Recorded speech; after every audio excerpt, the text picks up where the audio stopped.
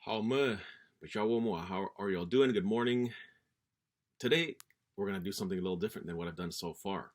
As you can see by the title, it says Numu Apikya, which means Paiute woman speaking Paiute. And so, to start though, what you have to do is, and I'm going to give a shout out to this YouTube channel, Kuyui Tukarnamayaruan, means the Kuyui Eater Paiute language channel. They have a lot of great videos of actually fluent speakers, Paiute first language speakers, sharing vocabulary words and common phrases. And there's one in particular video that I want you to check out before watching mine, because there's these two women and they're having a short little dialogue, question and answering each other in Paiute.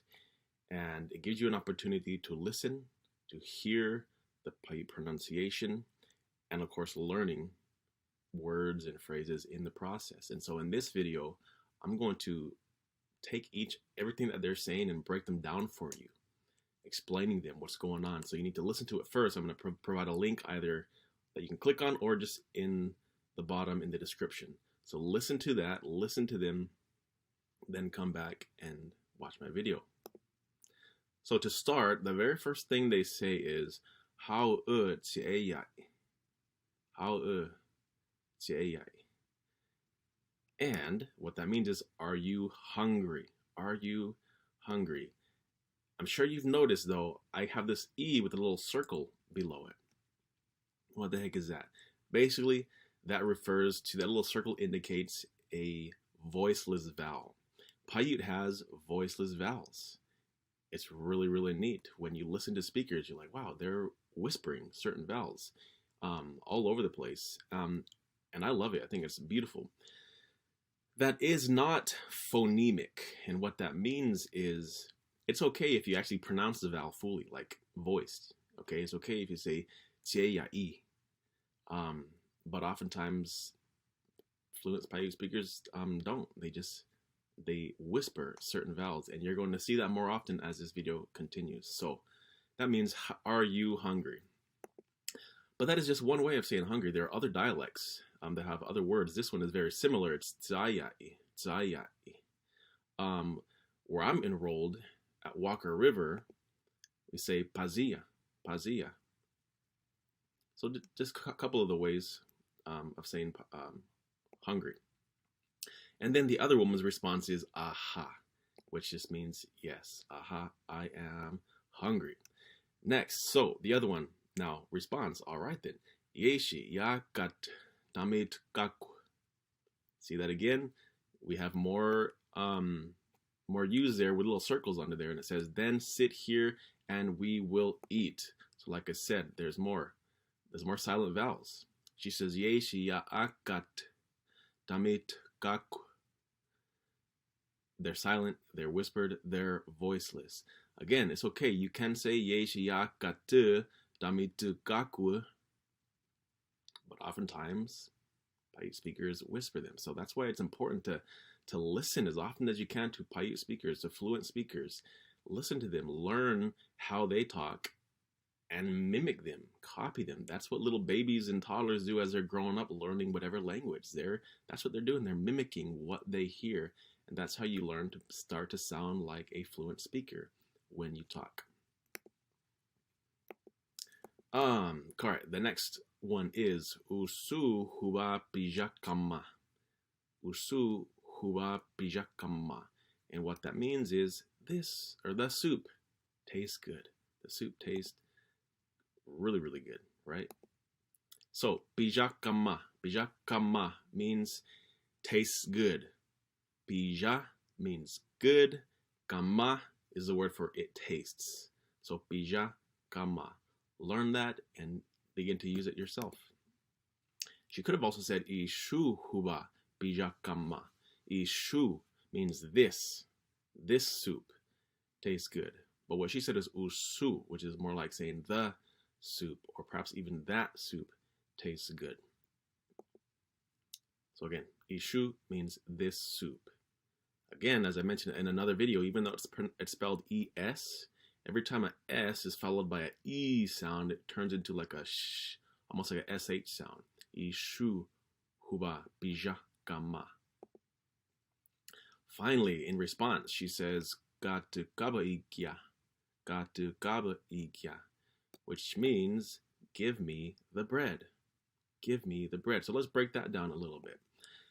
Ka is a word or perhaps a particle that introduces direct objects of verbs. It has other functions as well, but oftentimes, like in this case, it introduces the direct object of a verb. So the verb in this case is gia.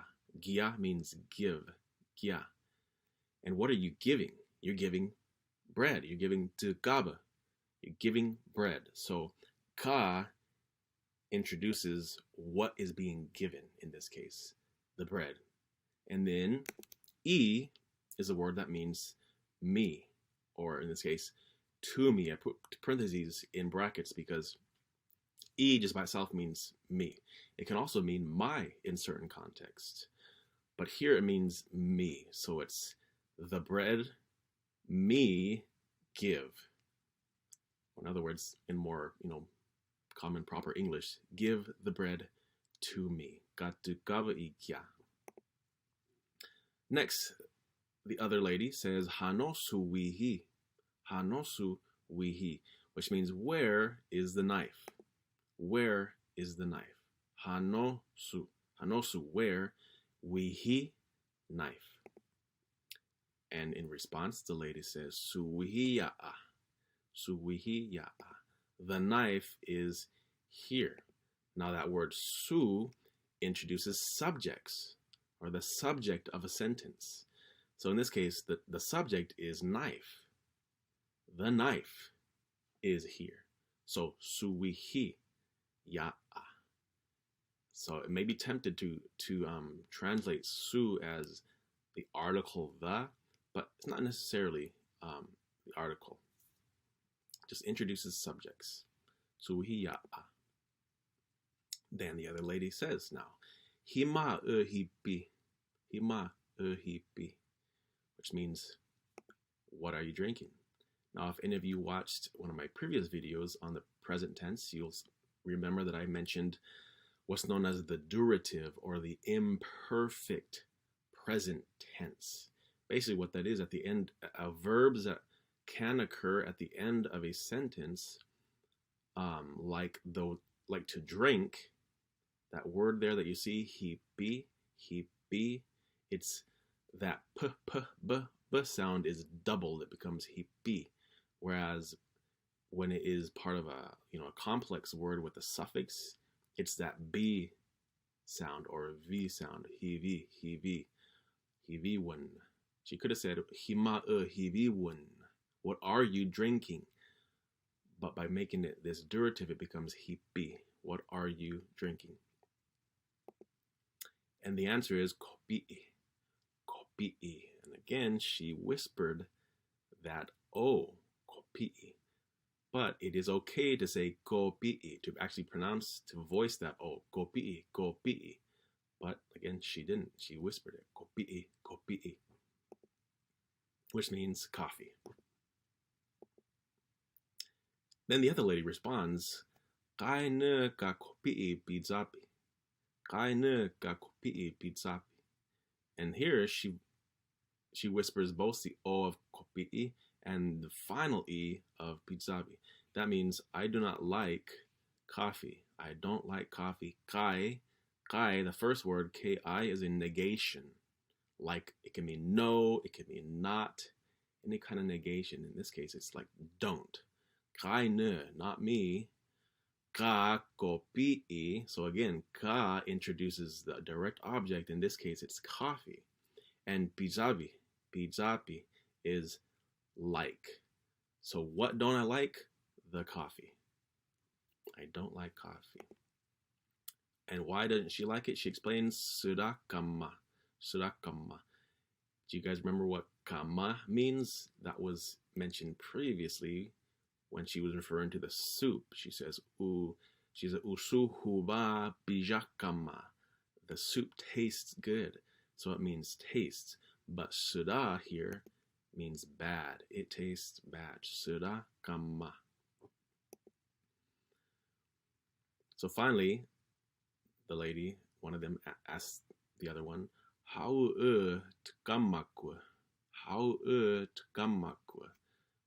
Which means, have you finished eating? Have you finished eating? So how is a way of asking a question. Are you or have you? And then tuka, the T-U-K-A is the root verb meaning eat. Makwa, makwa is a suffix indicating finished.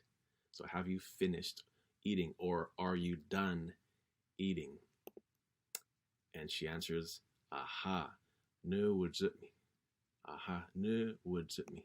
Which means, yes, I am full. Yes, I am full. And the other one finally says, ne tuazu, uhu bono. Ne tuazu, uhu bono. Which means, me too, like that also. So, ne tuazu means, me too. Uhu, uhu is a word that means like that, or just like that, like so. Bono, also. So me too, like that also. Notice that little, just before in the word uhu, I have those little things that almost look like a colon. That's just an IPA convention. IPA stands for the International Phonetic Alphabet. It indicates lengthening. So oftentimes, like in the Wycliffe writing system, the lengthened oo sound, they'll put 3 O's. And I just think it's kind of weird, kind of silly. I mean, it works, but I just decided to throw this lengthening symbol in mine. And I've done it in other videos too, I just never mentioned it. So anyways, me too, like that also. So that is all. I hope you enjoyed. I hope you learned from it. Again, now go back and watch the video again and pay attention to the things I've explained and listen to them. Listen to how they're pronouncing it. And again, learn them. Begin to use them yourself with your kids, with your family, with your mom, dad, whoever, whatever relations and friends that you have. Until next time, punirua. See you later.